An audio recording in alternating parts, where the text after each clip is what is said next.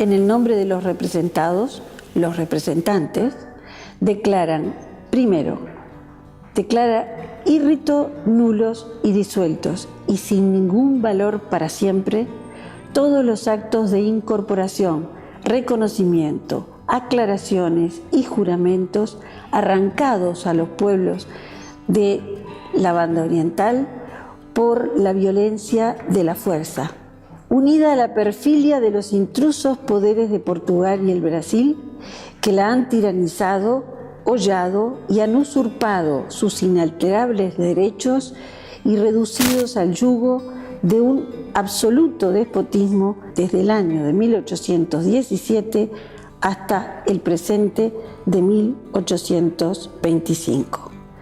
Algo que el pueblo oriental, lo dice aquí claramente, aborrece y detesta.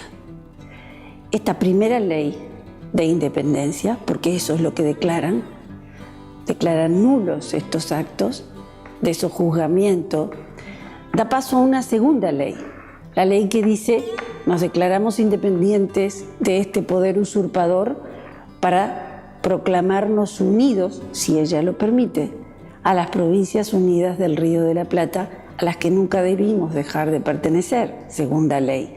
Y la tercera, mientras nos autorizan, sí o no, para declararlos unidos a ellos, porque esa autorización implicaba la guerra entre las Provincias Unidas y el Imperio de Brasil. Así que había que saber si estaban dispuestos a enfrentarse a esa guerra y por lo tanto a apoyar política y militarmente a esta insurrección de la otrora banda oriental contra el poder primero portugués y luego brasileño. Mientras esperaban esa autorización, la tercera ley dice provisoriamente: antes de que nos permiten usar su pabellón, usaremos uno, por lo tanto provisorio, que tendrá los colores con los que primero había peleado Artigas y luego los cruzados de la Cruzada Libertadora, o sea, el punzó, el blanco y el celeste.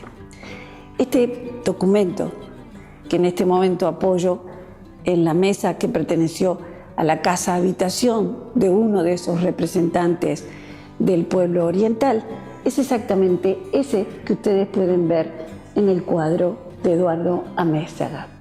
El cuadro que en el año 1941, por encargo de la Presidencia de la República, se mandó pintar para representar a los representantes, para representar no una escena bélica, no una batalla importante, sino algo que sintetizaba lo que las batallas importantes habían conseguido. Habían conseguido un momento de absoluta ciudadanía. No eran guerreros ecuestres, no eran lanzas las protagonistas, sino hombres de pensamiento, como antes fueron de acción, que estaban representando a un colectivo en armas y que en un ámbito cerrado, muy difícil de pintar, el pintor Amézaga, segundo premio del concurso, el primero se declaró desierto, resolvió de esta manera que ustedes están viendo. Una habitación típicamente colonial, con una luz escasa que depende de ese farol que está casi a la altura del techo y que estratégicamente ilumina una escena resuelta por un triángulo. El vértice del triángulo es esta figura que destaca sobre las demás, que es el del padre Larrobla. Todos los demás presentes, cada uno representante, son 15 figuras que representan los pueblos. Entre ellos, por supuesto, no está Montevideo, porque en Montevideo residía el poder luso brasileño. Montevideo estaba controlada por el poder usurpador. Pero los pueblos que se levantan son los de la Campaña, el pueblo de Las Piedras, el pueblo de Guadalupe, o sea, lo que luego será Canelones, el pueblo de Víboras. Son 15 representantes que Amézaga reconstruyó en base a sendos retratos que existían en los museos de la época, del año 1941, pintados por diversos autores, que les permitió reconstruir el rostro de esos representantes que de alguna manera avalaban la democracia que surgía. La República, que de pronto no se consiguió inmediatamente hasta ley de independencia, porque qué independencia extraña, éramos independientes para declararnos en la segunda ley retornados a una unidad política anterior, las Provincias Unidas del Río de la Plata, que pocos años después se convertirían en la República Argentina. ¿Qué clase de independencia era esa? Era una independencia resuelta contra ese poder usurpador. Pero ya había entre algunos de estos hombres y sobre todo entre la masa en armas una voluntad independentista muy clara que hizo que los ingleses, mediadores y profundos observadores, dijeran con claridad: se levantan ahora contra Brasil, pero una vez que resuelvan el problema de Brasil, se levantarán contra los de Buenos Aires, porque lo que tienen es una profunda vocación de independencia. Discutida historiográficamente, pero avalada por lo que sucedió luego en el tiempo, la independencia nace en torno a este día. Es un símbolo y es por sobre todas las cosas un retrato indirecto de una muerte.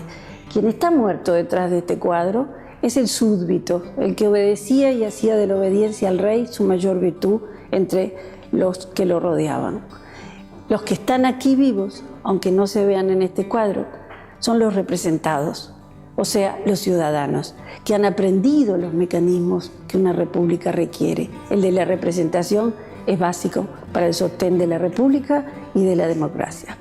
25 de agosto, una fecha para recordar desde dos orillas, pero siempre con el corazón oriental, atento a los recuerdos del pasado. Nos dice mucho sobre nosotros en el presente. Tanto esta declaración original, conocida como Declaratoria de la Florida o Leyes de la Florida, como el cuadro que representa el momento en que se la genera como documento fundacional del país, lo pueden ver en el Museo Histórico Nacional, Casa de Fructuoso Rivera. Es más, siempre con cuidado de tratar los documentos, pueden incluso criticar un poco el cuadro. ¿Por qué no?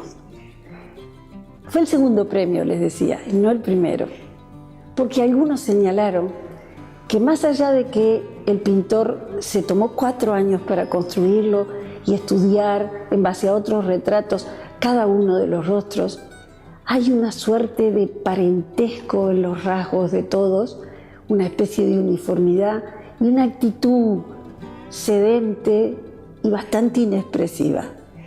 El pintor creó una escena impecable, con una construcción geométrica muy buena, pero la expresividad puede cuestionarse. Lo que no puede cuestionarse es el valor de la fecha.